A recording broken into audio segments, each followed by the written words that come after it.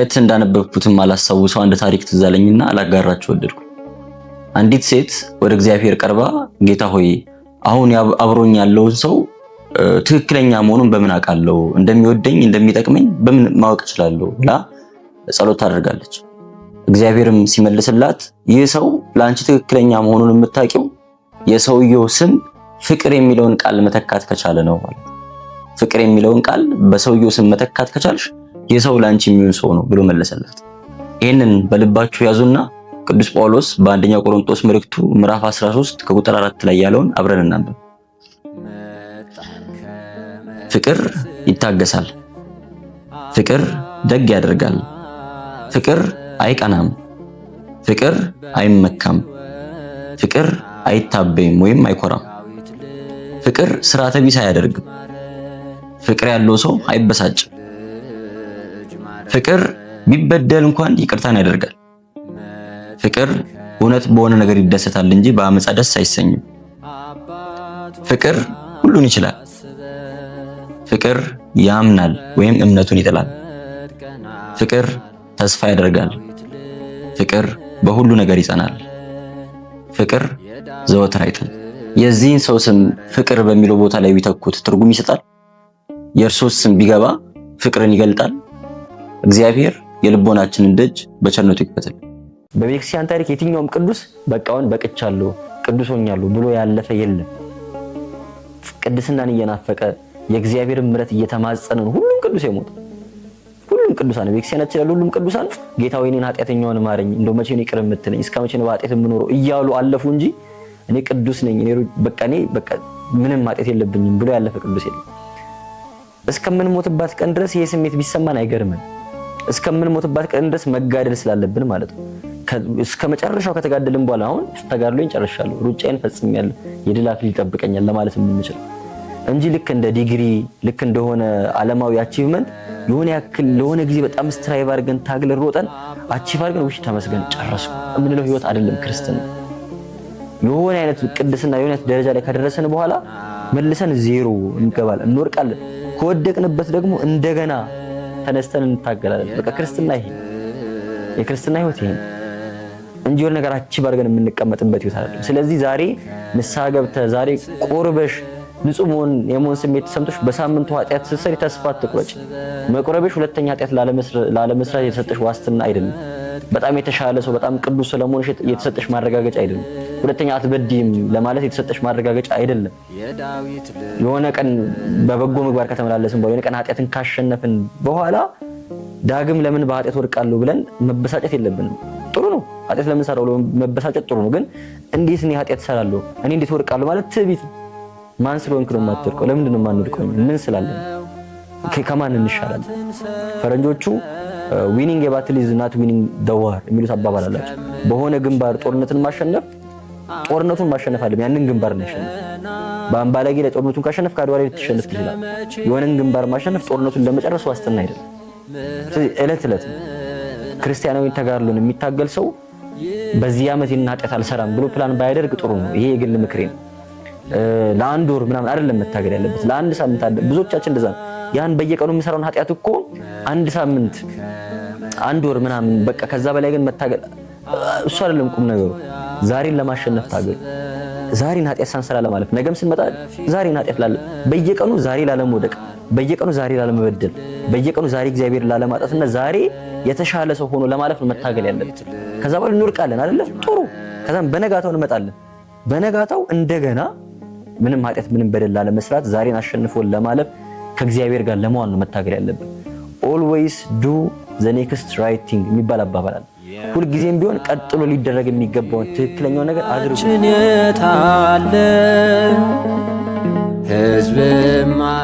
ብዙዎቻችን እግዚአብሔር አምላክ በህይወታችን ላይ እንዲጨምራችሁ የምንፈልጋችሁና እግዚአብሔር የምንማጸንባችሁ ብዙ ምግባራት አሉ አይደለ?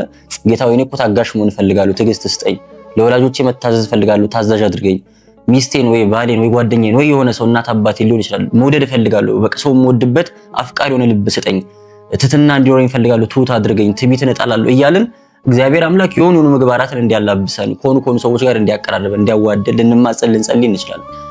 ከዛ በኋላ ግን እግዚአብሔር አምላክ ይሄንን ጸሎታችንን ሰምቶ እንዴት ነው እነዛ ምግባራት የሚሰጠን ወይም የሚያላብሰን የሚለው ላይ ግን ግልጽ የሆነ መረዳት ያለን አይመስለኝም። እግዚአብሔር ብዙ መንገዶች አሉት። ያው እግዚአብሔር መንገድ እንደዚህ ነው ብለን አፋችንን ሞልተን አንናገርም አይደል? ግን ማታ ጌታ ሆይ በቃ ታጋሽ አድርገኝ እባክህ ትዕግስትን ስጠኝ ብዬ አልቅሼ ለምኜ ተማጽኜ እግዚአብሔር ጸሎቴን ከሰማኝ ጠዋት ከእንቅልፌ ስነሳ በአንዴ በቃ በጣም ታጋሽ ሆኜ የተለወጠ የተለየ አዲስ ሰው ሆኜ እነሳለሁ ማለት ነው ብዬ ግን ማመን ወይም መጠበቅ የለብኝም አይደል? ይልቁንም እግዚአብሔር አምላክ ትዕግስትን እርን እንዳደርገው ትዕግስትን ገንዘብ እንዳደርገው ትዕግስት የሚፈልጉ ሁኔታዎች ውስጥ እንድገባ ነው የሚያደርገኝ። የኔን ትዕግስት የሚፈልጉ እኔ ትዕግስት እንድለማመድ የሚያደርጉ የሆነ ነገር ደርሶ አይ ታግሼ ጥርሴን ነክሼ ያውን ታጋሽ ለመሆን እየሞከርኩ ነው ብዬ እግዚአብሔር ሆይ አስችለኝ ብዬ ተማጽኜ ታግሼ እንዳልፍ የሆነ ነገር አድርጎኝ ትዕግስተኛ መሆኔን እንድረዳው እንዳቅም የመታገስ አቅም እንዲኖረኝ ያደርጋል እንጂ ታጋሽ አድርጎኝ ጧት ስነሳ ምንም ስሜት የማይሰማኝ ምንም ነገር የማልበሳጭ የማልናደድ ሰው ያደርገኝ። የሆነን ሰው መውደድ ከሆነ የምፈልገው ከሆነ ሰው ጋር መቀራረብ ከሆነ የምፈልገው ያንን ሰው መውደድ በሚከብድበት ሁኔታ ውስጥ እንዳልፍ ነው የሚያደርገኝ። ምክንያቱም የሚወደድን ሰው መውደድ ሁሉም ሰው ይችላል። በጣም ተወዳጅ የሆነን ሰው ሁላችንም እንወዳለን። የሚወደድን ነገር ሁላችንም እንወዳለን። ለመውደድ የሚከብደውን ነገር መውደድ ነው አፍቃሪ የሚያደርገን እውነተኛ ወዳጅ የሚያደርገን። ሰዎችን መውደድ በሚከብድበት ጊዜ ላይ መውደድ ስንችል፣ ሰዎችን ይቅር ማለት በሚከብድበት ጊዜ ላይ ይቅር ማለት ስንችል ይቅር ባይ የምንሆነው ወዳጅ የምንሆነው ማለት ነው። የሚወደደውን ቀላሉን ነገር ሁላችንም እንወዳለን፣ ሁላችንም ይቅር እንላለን። ስለዚህ እውነተኛ ፍቅር በቃ እንዲኖር ይፈልጋሉ። አንተ እንደምትፈልገኝ አድርጌ መውደድ እፈልጋለሁ የምንል ከሆነ ለመውደድ የሚከብድ ሁኔታ ውስጥ እንድንገባ ነው የሚያደርገው። ያን ጊዜ ታግሰን ያንን ሰው መውደድ ስንችል እውነትም ሰው አፍቃሪ እውነትም ሰው ወዳጅ ሆነናል ማለት ነው። ይቅር ለማለት የሚከብደውን ነገር ይቅር ስንል እውነትም ይቅር ባይ ሆነናል ማለት ነው። ይቅር ማለት የሚቻለውን ቀላሉ ነገር ነው ሁሉም ሰው ይቅር ይላል። የሚከብደውን ነገር ታግሰን ስናልፍ ግን ያንን ቨርቹ ገንዘብ አድርገናል። በቃ እግዚአብሔር የሚወደው በእግዚአብሔር ዘንድ ዋጋ የሚያሰጠው ክብራችንን ከፍ ከፍ የሚያደርገውን ያንን ምግባር ገንዘብ ማድረግ የምንችለው ተራውንና ሁሉም ሰው የሚያደርገውን ነገር ሳይሆን ከዛ ከፍ ያለውን ነገር ማድረግ ስንችል በጣም ጌታው በቃ በጣም አንተ የምትፈልገው አይነት ትዕግስት፣ አንተ የምትፈልገው አይነት ይቅር ባይነት፣ አንተ የምትፈልገው አይነት ፍቅር እፈልጋለሁ የምል ከሆነ ያንን ለማግኘት ኖርማሊ ሌሎች ሰዎች ከሚያደርጉት በላይ ማድረግ አለብኝ። ስለዚህ እግዚአብሔር አምላክ ያንን ማድረግ የምችልበት እድል ይሰጠኛል እንጂ በአንድ ያንስቶ አፍቃሪ፣ በአንድ ያንስቶ ትሁት፣ በአንድ ያንስቶ ታጋሽ አያደርገኝም ማለት ነውና ነገሮችን ስንማጸን ከእግዚአብሔር ዘንድ ያን ነገር የምንቀበልበትን መንገድ ማሰብ አለብን። እግዚአብሔር አምላክ ያን የፈለግነውን ትዕግስታችን የፈለግነውን ፍቅራችንን ለሱ ሰው ለራሳችን እንኳን ፕሩቭ ማድረግ የምንችልበት ሁኔታ ውስጥ እንድንገባ ሊያደርገን ይችላል። ይሄ ማለት ጸሎታችንን ልመናችን አልሰማንም ማለት አይደለም የሚለውን ነገር በደንብ አጽንኦት ሰጥቶ መረዳት ያስፈልጋል ማለት ነው። እግዚአብሔር አምላክ የልቦናችንን ደጅ በቸርነቱ ይክፈት። አንዳንድ ጊዜ ክርስቲያን ሊያደርጉ ይገባል ተብሎ የተነገረን የተማርናቸውን ነገሮች ሁሉ እያደረግን ግን ደግሞ ባዶነት ተሰምቶን አያውቅም። ሰው ክርስቲያን የሆነ ሰው መጸለይ አለበት፣ መጾም አለበት፣ ንስሐ መግባት አለበት፣ መቁረብ አለበት፣ ቤተክርስቲያን መሳለም አለበት፣ ቃል እግዚአብሔር መማር አለበት ተብለናል። እነዚህ ነገሮች ሁሉ በትጋት እየፈጸምን ነው። አናስታጉልም። በየቀኑ እናደርጋቸዋለን፣ እንወጣለን፣ እንወርዳለን። ግን ልዩ የሆነ እርካታ፣ ልዩ የሆነ ሰላም፣ የሆነ አይነት ስሜት ኤክስፔክት ስናደርግ ምንም አይሰማል። ባዶ ይሆናል። እግዚአብሔር አብሮን እንደሌለ፣ ድካማችንን እየተቀበለው እንዳልሆነ፣ ጸሎታችንን፣ ልመናችንን፣ ጾማችንን እየሰማው እያየው እንዳልሆነ፣ ቸል እንደተባልን፣ ሩቅ እንዳለ፣ ብቻችንን እንደሆነን ይሰማል።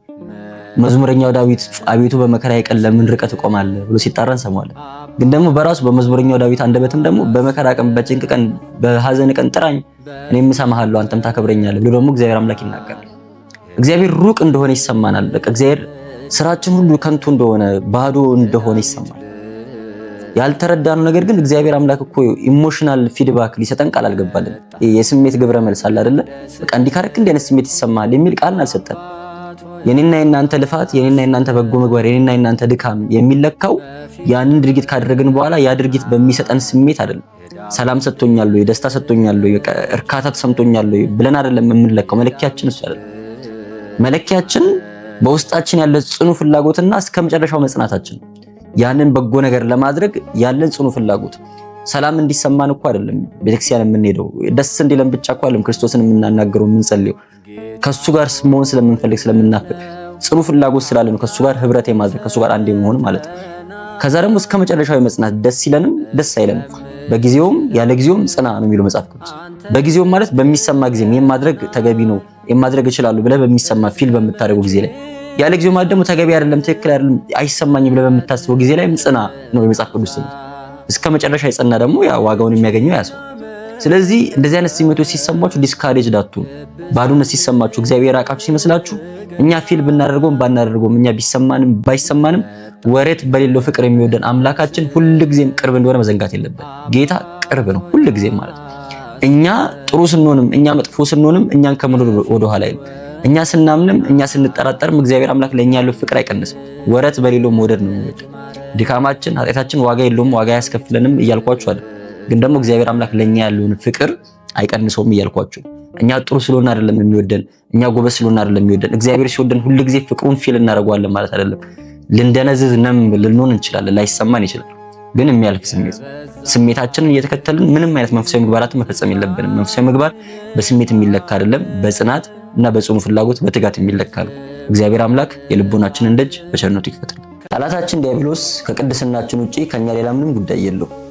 ሀብት ቢኖረን ባይኖረን፣ ድሃ ብንሆን ባንሆን፣ ጤነኛ ብንሆን ታማሚ ብንሆን፣ ደስተኛ ብንሆን ሀዘንተኛ ብንሆን ጉዳዩ አይደለም። አይጎልበትም፣ አይሞላለትም። እኛ ሀብታም ብንሆን እሱ የሚያገኘው ነገር የለም። እኛ ድሃ ብንሆን እሱ የኛን ሀብት አይወስድም። ስለዚህ ሀብታም ከመሆናችን ድሃ ከመሆናችን ጤነኛ ደስተኛ ከመሆናችን ጉዳዩ ምንም ጉዳይ የለውም ማለት ነው። እሱ ጉዳዩ ቅድስናችንን ከማሳጣት።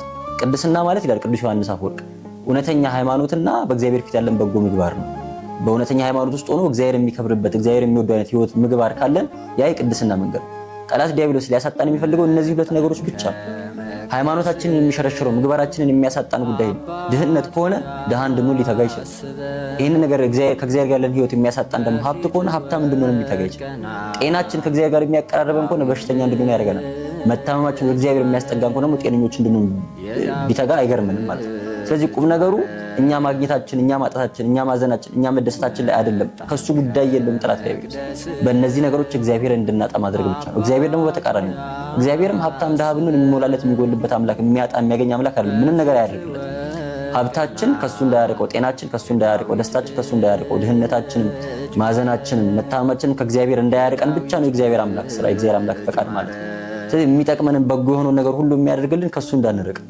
ጠላት ዲያብሎስ ያለን ሁሉ ቢያሳጣን፣ የኢዮብ ታሪክ ለዚህ ጥሩ ምሳሌ ነው አይደል? ያለን ሁሉ ያሳጣው ሚስቱን፣ ልጆቹን፣ ሀብቱን፣ ሁሉ ነገሩን ኢዮብ ያጣው ጠላት የኢዮብን ሀብት ስለሚወስዱ አይደለም። ኢዮብ ድሃ ቢሆን ስለሚጠቀም አይደለም። ኢዮብ ቢታመም ስለሚጠቀም አይደለም። ኢዮብ እግዚአብሔርን እንዲሰድብ ነው፣ በአምላኩ ላይ ያለውን እምነቱን፣ በእግዚአብሔር ፊት ያለውን ቅድስናውን፣ ምግባሩን እንዲያጣ ብቻ እንጂ ከሀብቱ ጉዳይ ኖሮት አይደለም ማለት ነው። ከኢዮብ ከእኩል ሀብት ያላቸው ሰዎች ሊኖሩ ይችላሉ። እንደ ኢዮብ ብዙ ልጆች ወለዱ ሰዎች ሊኖሩ ይችላሉ።